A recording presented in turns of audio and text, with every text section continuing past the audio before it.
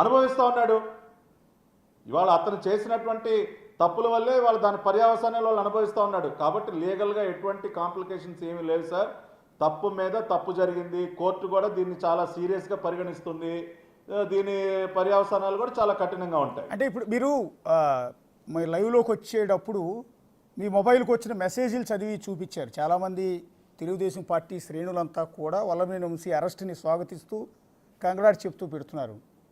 అంటే ఎందుకు వల్లభనేని వంశీ అంటే కార్యకర్తలు ఈ స్థాయిలో సంబరాలు చేసుకోవాల్సిన పరిస్థితి ఏర్పడింది అనుకుంటున్నారు?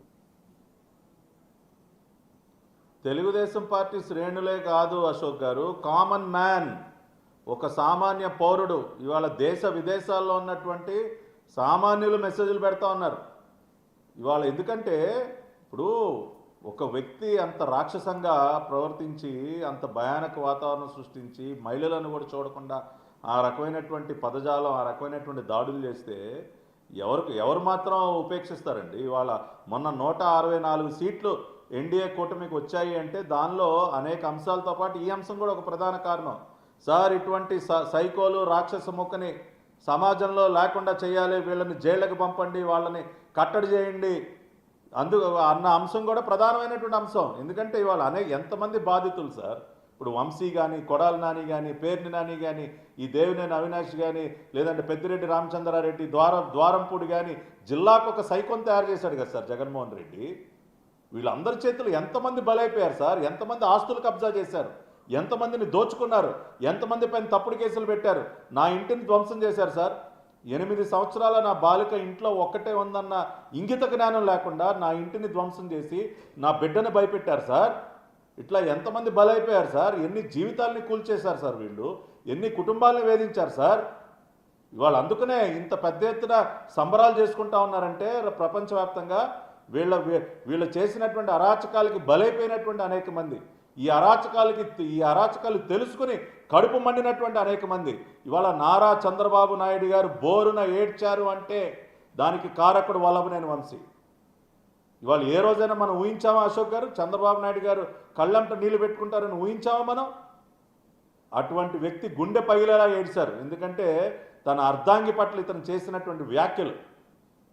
ఒక మనిషి అండి, వీళ్ళంతా కూడా మానవ మృగాలు అశోక్ గారు. మనిషి రూపంలో ఉన్నటువంటి మృగాలు, రాక్షసులు వీళ్ళంతా కూడా.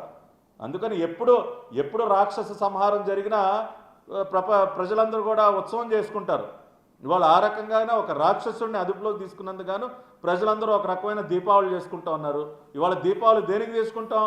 నరకాసురుడు అనే రాక్షసుడిని వధించిన రోజు కాబట్టే దీపావళి.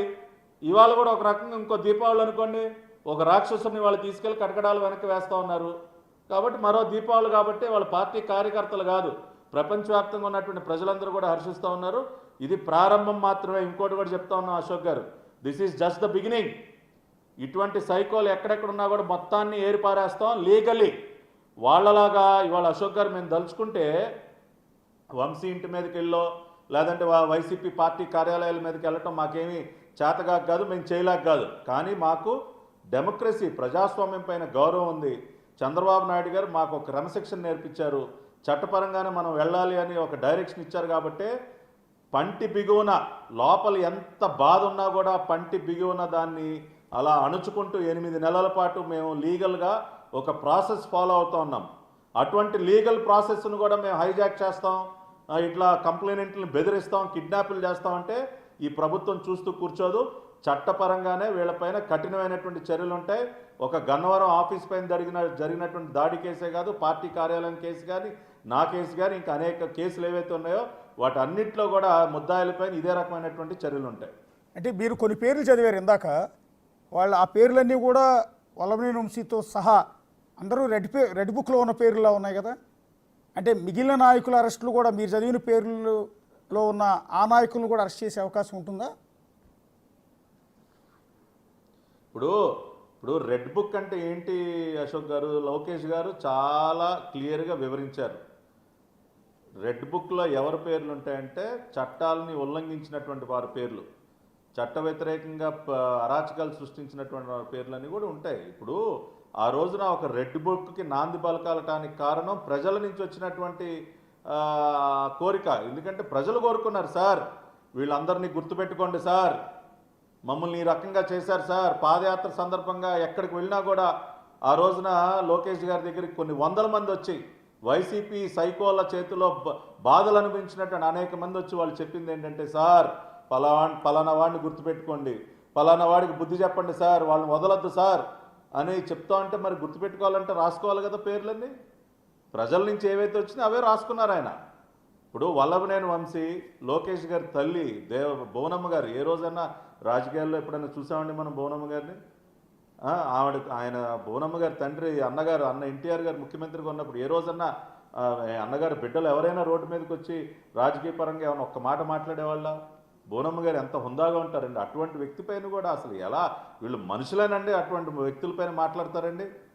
కాబట్టి ఖచ్చితంగా ఇప్పుడు రెడ్ బుక్ అనేది ప్రజల నుంచి ఉద్భవించినటువంటి ఒక పుస్తకం. అది ప్రజలు కోరుకున్నారు. వీళ్ళందరికీ ఇవాళ మేము ఎక్కడికి వెళ్ళినా, Ashok garu, I'm not exaggerating, మేము ఎక్కడికి వెళ్ళినా, ఏ పెళ్లికైనా ఎక్కడికి వెళ్ళినా ఫస్ట్ మమ్మల్ని అడిగే క్వశ్చన్, సార్ ఏంటి సార్ ఆ సైకోల్ని ఎప్పుడు సార్ అరెస్ట్ చేసేదంట. ఇంకేం అడగరు. సరే సంక్షేమ పథకాలు మిగతా డెవలప్మెంట్ అన్నీ వాటన్నిటికంటే ముందు మమ్మల్ని అడిగే మొట్టమొదటి క్వశ్చన్, సార్ ఆ వంశీ గారిని ఎప్పుడు అరెస్ట్ చేస్తున్నారు? మహిళలు, మరీ ముఖ్యంగా మహిళలు ఎప్పుడు అరెస్ట్ చేస్తారు సార్?